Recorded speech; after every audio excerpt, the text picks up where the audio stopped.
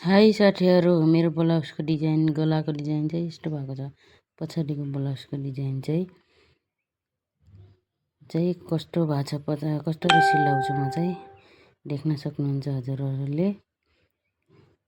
जो नयाँ हुनुहुन्छ उहाँहरूले चाहिँ यस्तै गरेर सिलाउन सक्नुहुन्छ। मैले जस्तै गरेर गला चाहिँ मैले चाहिँ पिन लगाएँ। पिन चाहिँ कपडा यताउति नजाओस् भनेर चाहिँ मैले पिन लगाएँ।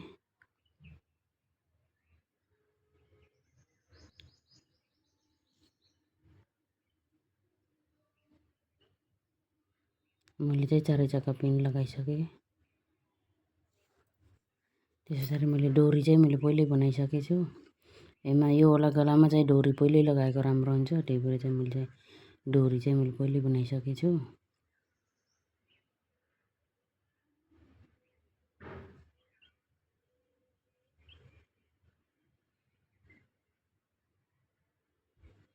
अनि यसमा चाहिँ मैले डबल हाने, किन भन्दाखेरि डोरी ननिस्कोस् भनेर चाहिँ डबल तिर्पल चाहिँ हाने यसमा चाहिँ। त्यस पछाडि सरर सिलाएँ।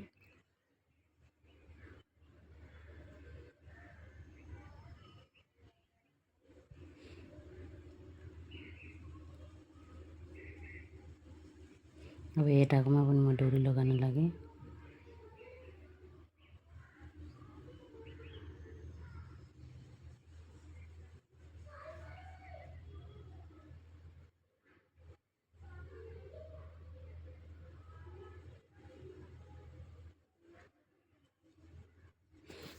कोटीका यताकोमा कोटी लगाइछु भनेर चाहिँ मैले चाहिँ नाप्दैछु। 1.5 इन्चीको छोडेर चाहिँ लगाएँ।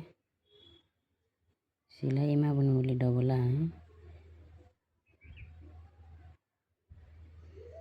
त्यस पछाडि जो मेन पार्ट हो, जो मेन पार्टको कपडा र त्यसले चाहिँ अब मैले काटेँ। त्यस पछाडि यसले काटेर चाहिँ छोटा छोटा कट लगाउनुपर्छ। छोटा छोटा कट लगाएपछि चाहिँ राम्रो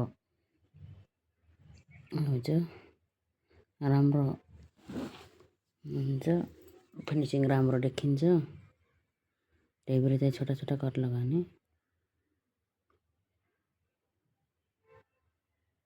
त्यहाँबाट फाइनल लुक चाहिँ यही हो साथीहरू। मेरो चाहिँ लटकन चाहिँ 3वटा लटकन, म चाहिँ अर्को भिडियोमा चाहिँ लटकन बनाएको पनि बनाउने छु, फुर्का बनाएको पनि भिडियो बनाउने छु। फाइनली साथीहरू मेरो ब्लाउजको डिजाइन चाहिँ यस्तो भयो। बाहुलामा चाहिँ यस्तो डिजाइन बनाएको छु। यस्तो यहीँबाट चुन्न डालेर चाहिँ बाहुलामा चाहिँ यस्तो डिजाइन बनाएको छु भने चाहिँ लटकन यस्तो, पछाडिको गला चाहिँ यस्तो गरेर बनाएको छु भने चाहिँ अगाडि चाहिँ यस्तो छ। अगाडि चाहिँ यस्तो छ। अगाडि चाहिँ यसको बाहुलामा चाहिँ यो चाहिँ यो कपडा चाहिँ यो चाहिँ कम भएको भएर, यो लेस चाहिँ कम भएको भएर यो चाहिँ अगाडि पार्टमा चाहिँ मैले लगाइदिनँ। पछाडि र बाहुलामा मात्रै चाहिँ लगाएको छु यो पार्ट चाहिँ। अनि यो झुम्का कति राम्रो भएको छ। अनि बाहुला नि राम्रै भएको छ। यस्तो भएको छ मेरो ब्लाउज चाहिँ। बाई बाई साथीहरू।